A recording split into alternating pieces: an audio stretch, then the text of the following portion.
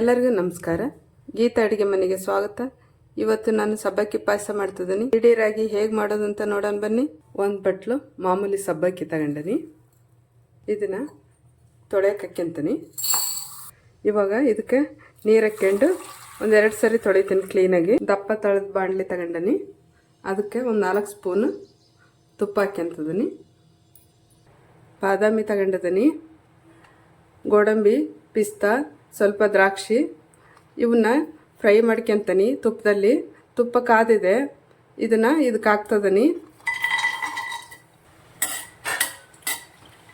ಸ್ವಲ್ಪ colour change ಆಗೋವರೆಗೂ ಹುರ್ಕೊಂತೀನಿ.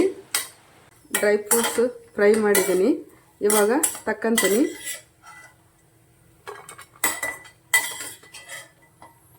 ಸಬ್ಬಕ್ಕಿ ತೊಳೆದು ಇಟ್ಕೊಂಡಿದ್ನಲ್ಲ ಅದನ್ನು ಇದೇ ತುಪ್ಪದಲ್ಲಿ ಹುರ್ಕೊಂತೀನಿ.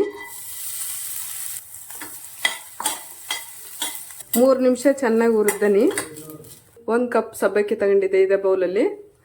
ಇದರಲ್ಲೇ 4ರಷ್ಟು ಹಾಲು ಹಾಕ್ತಿದ್ದೀನಿ. ಕಾದಿರೋ ಹಾಲು ಹಾಕ್ತಿದ್ದೀನಿ. ಬಿಸಿ ಐತಿ.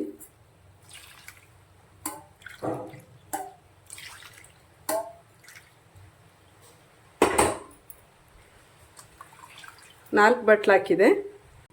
ತಳ ಕಚ್ಕೊಂತತಿ. ಅವಾಗವಾಗ ಸ್ಪೂನಿಂದ ಕೈ ಎಡ್ತಾ ಇರಬೇಕು. ಮೀಡಿಯಮ್ ಫ್ಲೇಮಲ್ಲಿರಲಿ. ಮುಚ್ಚಿಡೋಣ, ನೀಟಾಗಿ ಬೇಯಲಿ. ಇವಾಗ ಸಬ್ಬಕ್ಕಿ ನೀಟಾಗಿ ಬೆಂದಿದವು ನೋಡಿ, ಗ್ಲಾಸ್ ಥರ ಕಾಣ್ತದವು. ಈ ಟೈಮಲ್ಲಿ ಅರ್ಧ ಕಪ್ಪು ಸಕ್ಕರೆ ಹಾಕ್ತಿದ್ದೀನಿ. ಸಕ್ಕರೆ ಹಾಕಿ ಒಂದು 2 ನಿಮಿಷ ಕುದ್ದಿದೆ. ಇವಾಗ ಒಂದು ಸ್ವಲ್ಪ ಕಂಡೆನ್ಸ್ ಮಿಲ್ಕ್ ಹಾಕ್ತಿದ್ದೀನಿ. ಇವಾಗೇನು ಜಾಸ್ತಿ ಬೇಯಿಸೋದು ಬೇಡ. ಡ್ರೈ ಫ್ರೂಟ್ಸ್ ಹಾಕ್ತಿದ್ದೀನಿ.